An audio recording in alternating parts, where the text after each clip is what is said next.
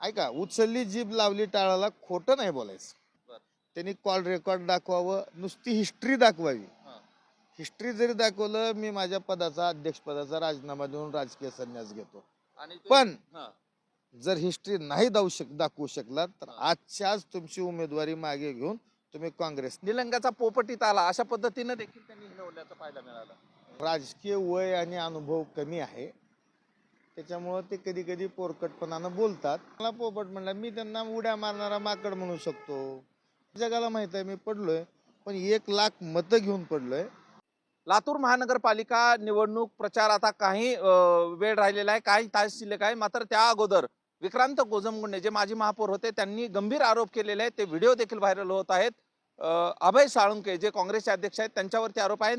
ते बोलण्यासाठी माझ्यावर आहेत. अनेक आरोप करण्यात आलेले आहेत, अनेक जे आहे ते तुमच्याबद्दल बोलण्यात आलेलं आहे. कसं पाहता, निलंग्याचा पोपटीत आला अशा पद्धतीने देखील त्यांनी हिणवल्याचं पाहायला मिळालं.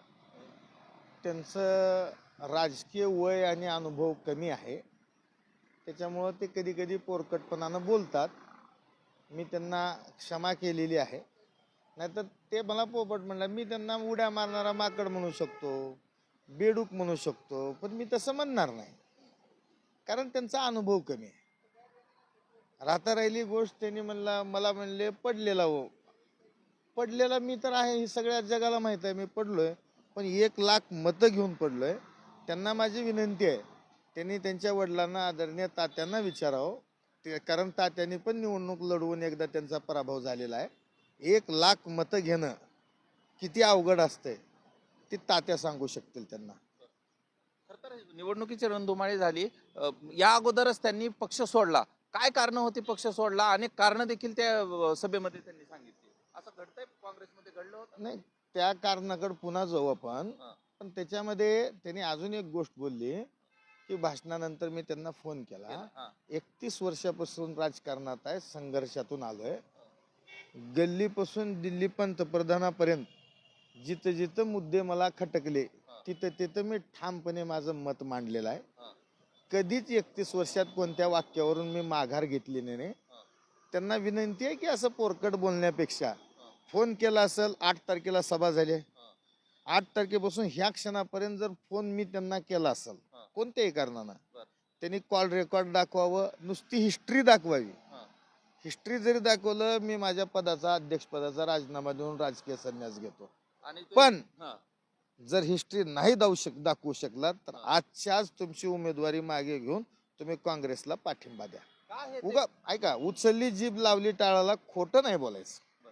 त्यांनी हे वक्तव्य का केलं असं तुम्हाला वाटतंय? त्यांना काय इथं सतावतंय ज्याच्यामुळे हे वक्तव्य त्यांच्याकडून येत आहे? खरं सांगू का, ते माझे मित्र आहेत. मी त्यांना नीट ओळखतो. त्यांनी निर्णय घाईघाईत घेतलाय, तो निर्णय फसलाय. त्याच्यामुळे एक फ्रस्ट्रेशन आहे. आणि त्यांचा स्वभाव कसा आहे, माग आदरणीय चाकूरकर साहेबांच्या श्रद्धांजलीचा कार्यक्रम दयानंद कॉलेजमध्ये झाला. मी आदरणीय अमित देशमुख साहेबांसोबत तिथं उपस्थित होतो.